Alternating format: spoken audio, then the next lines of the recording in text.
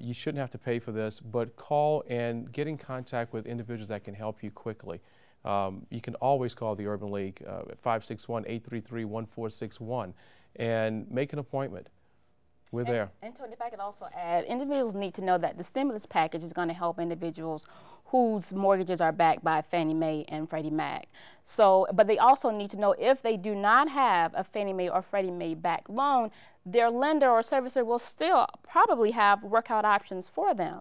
So all is not lost, but they need to communicate either directly with their servicer, or they can call the Urban League directly, and we can work with them on that. Okay, give me that number again, and then we have some information, because we're wrapping up your portion of the show, but I want people to get that number. Patrick? 561-833-1461. 833-1461. And I know that I've sent people to you, and they've always been helped. Thank you for joining us. Thank you, Tony. And I wish you well with this problem. Thank you. Thank you. And in a moment, we'll have another few experts to help us. But in between, remember, we keep promising you the numbers, the websites, everything's on the internet that you need to know. We're going to give you this page of factoids. You need to jot these down. If you don't have time, then go to our website, WXEL.org. We'll be back in a moment.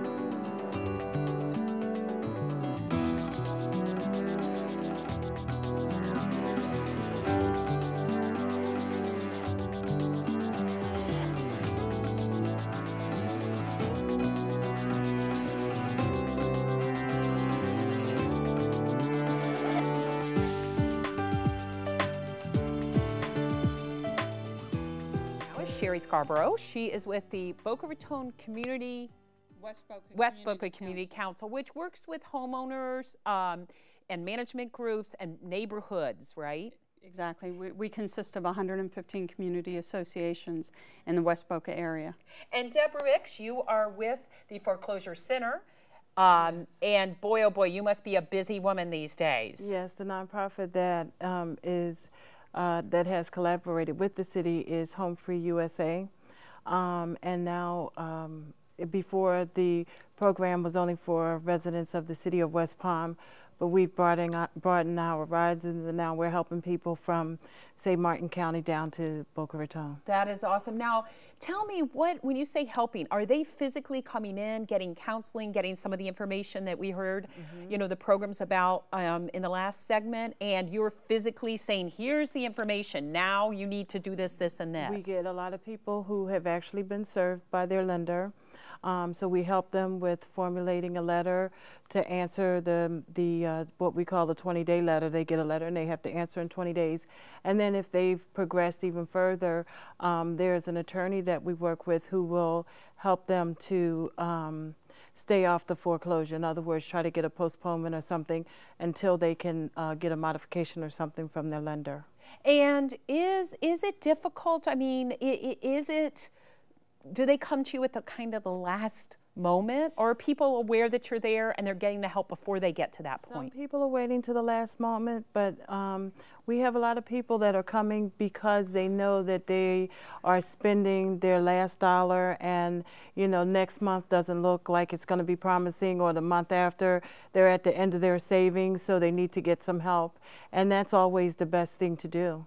And again, I want to remind people we have a phone bank going. If you have a question, please call us. Sherry, you're in a situation where we're talking about the people that are facing foreclosure, but neighborhoods, even people who can afford their mortgage, are being affected because obviously if you move out, there's no lawn care, the homes go into really a kind of depreciated look, and that affects everyone around them. Absolutely. The associations that count on the homeowners making their monthly maintenance payments to pay for the common area maintenance, now are they not only paying for the homeowners that can't afford to pay or that are in foreclosure, they also have to pay for that homeowner's lot to be maintained. Oftentimes the community send in landscapers, irrigation, tree trimmers to keep the property up to snuff as well as the common areas. And what can that, how can that affect me? I mean, are the management groups going to have to eventually pass that on to people who are even affording their mortgages? Absolutely. The management companies, the board of directors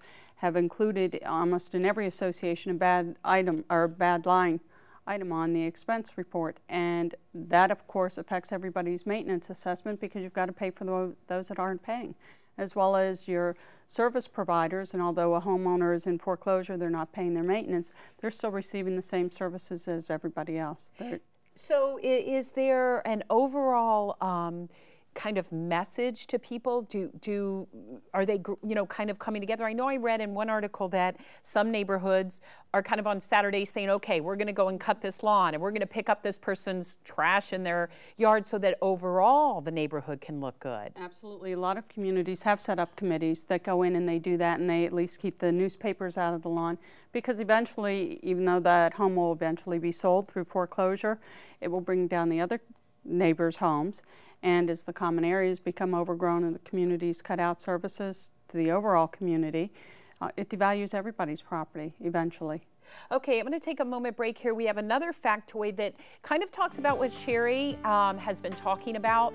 What to do, though, if you think you're heading towards foreclosure or somebody you know is. Here's a few facts.